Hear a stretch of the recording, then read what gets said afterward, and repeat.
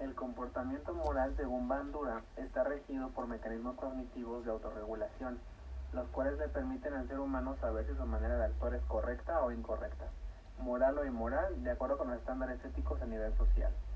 La desconexión moral es el proceso de reconstrucción cognitiva o reformulación de la conducta tóxica, violenta o nociva, como algo moralmente aceptable.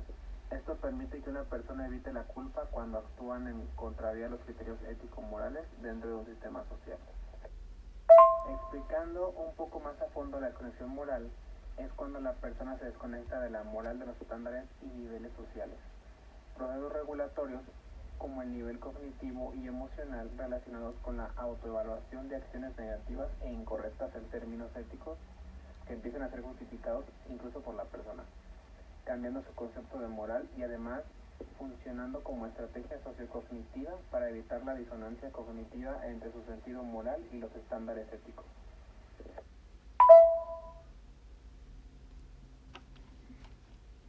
Desconexión moral según Bandura. Se ha caracterizado en 8 mecanismos. Justificación moral. Es decir, la persona busca validar para sí misma la moralidad de una acción inmoral o incorrecta. Comparación ventajosa. Consiste en agrandar otras conductas inhumanas para que la propia conducta moralmente incorrecta parezca menos perjudicial o incluso benevolente. Lenguaje eufemístico. Las acciones pueden tomar otra apariencia dependiendo de cómo se llamen. La persona hace uso de un lenguaje que modere y disminuya la importancia del comportamiento censurado. Desplazamiento a la responsabilidad. Ocultar o minimizar la conducta realizada a través de la atribución de la responsabilidad a otras personas o a una autoridad legítima, en lugar de asumir la responsabilidad de las acciones. Difusión de la responsabilidad. Cualquier daño hecho en grupo siempre puede ser atribuido en gran parte al comportamiento de otros. Las personas actúan más cruelmente cuando existe una responsabilidad grupal que cuando se hacen personalmente responsables de su comportamiento. Distorsión de las consecuencias. Los daños ocasionados por una conducta se ignoran, malinterpretan o minimizan, evitando que se active la autocensura moral. Deshumanización. Considera a la persona a la cual se le hace daño como carente de humanidad, salvaje, cruel o desalmada. En últimas, despojarlo de toda humanidad para justificar el daño hacia ella. Atribución de la culpa, es decir, se considera a sí mismos como víctimas impulsadas a realizar la conducta perjudicial por una provocación forzosa, atribuyéndole la culpa a los demás. Según los mecanismos de desconexión moral propuestos por Bandura en 1986, se parten de 8 procesos que pueden desconcordar en el razonamiento moral de la persona. La primera sería la justificación moral, que es cuando, por ejemplo, uno justifica que está siguiendo las órdenes del jefe de operaciones, obviamente para justificar sus actos. Y otro ejemplo sería también como cuando una persona hace algo por un dios, por ejemplo los israelitas que justifican sus actos. También está el etiquetado eufemístico, que sería el cambio de palabras que generan un mayor impacto con palabras menos graves. Por ejemplo, cuando una persona les notifica que alguien murió por enfermedad, cuando en realidad murió, por ejemplo, por un choque, por algo peor, para que no sea tan fuerte. También está lo que es la comparación ventajosa, que puede ser comparar pues una acción hecha por algo de algo mayor con algo muchísimo mayor. Por ejemplo, faltar tantas veces al trabajo que alguien falte tantas veces al trabajo que cuando tú faltes no sientas que sea algo fuerte, que no te preocupan las consecuencias. Otro puede ser el desplazamiento de la responsabilidad, que sería, por ejemplo, que estás dentro de un proceso automático y tú haces un trabajo manual y que el error fue en el trabajo manual, pero tú culpas a los equipos de automáticos por haber hecho mal el trabajo cuando fuiste tú, o cuando culpas a tu hermano menor de haber roto un vaso de cristal cuando en realidad fuiste tú. También está la difusión de responsabilidad, que un ejemplo claro sería cuando una persona en un salón de clases hace algo indebido y los demás no quieren cooperar para que la persona tenga esas consecuencias.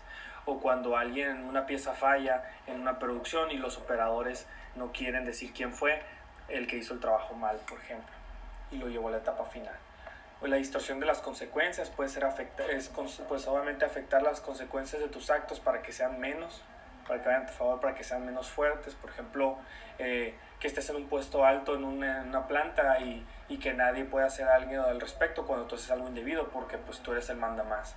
O también por el hecho del uso, por ejemplo, el manejar indebidamente por ser una persona que trabaja con autos, por ejemplo, en las carreras. La parte 7 sería, por ejemplo, la atribución de culpa, que sea como la victimización, por ejemplo, durante un choque, cuando decir que chocaste y que pues sea porque estabas muy preocupado, porque ibas a una urgencia y que no te diste cuenta, o, o cuando una persona dice que los del equipo no hicieron nada y que no hacen nada mientras que tú haces todo. Y finalmente está la deshumanización, que es la etapa final en la que ya no sientes nada por tus inmoralidades. Por ejemplo, haber mentido tanto a tus papás que ya uno no siente nada al respecto, o que no has mentido en tus responsabilidades laborales y ya tan comúnmente que ya se te hace normal.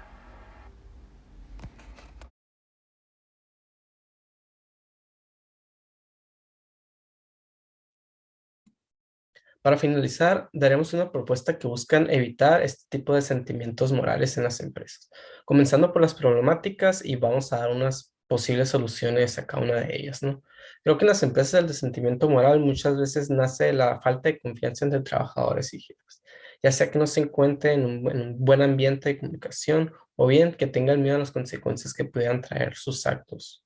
Para ello se puede hacer festividades o convivios para promover un poco más la comunicación y evitar así este tipo de problemas. Además de intentar mejorar la comunicación, otra buena opción sería promover más los valores que se tienen en la empresa y poner mucha atención a las conductas dañinas desde que va iniciando. Como por ejemplo, se puede empezar utilizando sobrenombres o usar en pequeña medida del poder que se tiene sobre las otras demás personas, pero en un principio pues es insignificativo, pero esto puede dar paso a que se normalicen cosas que sean mucho más graves. Otra buena opción sería agregar tablas de actividades y quién está encargado de cada una de estas actividades. De esta manera será más difícil que los trabajadores puedan evitar responsabilidades y se centren más en dar un buen trabajo, además de que evitaremos que pudieran echar culpa a otras personas. Estas fueron nuestras propuestas. Esperemos haberle dejado una idea más clara sobre los conceptos del sentimiento moral. Además, así lograremos un poco de conciencia en esto, tratando de implementar este tipo de estrategias en su vida para evitar este tipo de malos comportamientos. Muchas gracias.